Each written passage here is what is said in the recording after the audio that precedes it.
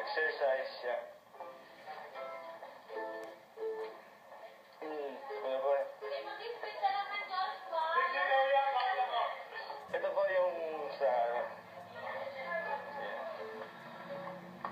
pool, tapos sampayan, garden.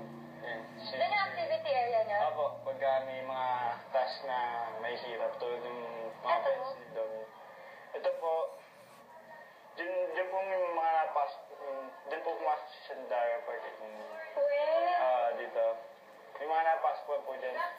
Activity area. Sino naglalaban ng mga damit? Nasagot ka. Kayo? May laundry, tapos minsan pag wala na talaga, tapos walang laundry kami naglalaba. Yun. Medyo madumi po yung, madumi talaga yung bahay. Ano po? Parang naglilinis din kayo? Oo naman po, pagka may free. Yan. Tapos yan, kusina, madumi din. Halos lahat po ng parte, madumi. Yan. Di pa rin yung toothbrush?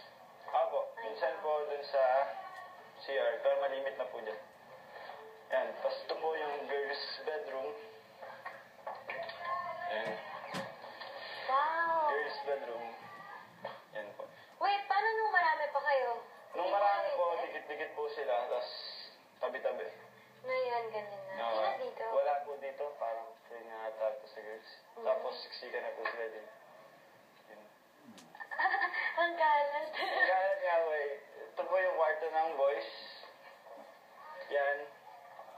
Medyo malinis lang. Ba't malinis pa sa girls? Medyo. Tapos yun, nakapare na yung gamit ko. Bakit? Tapos yun po. Sinong pinaka-close mo dito?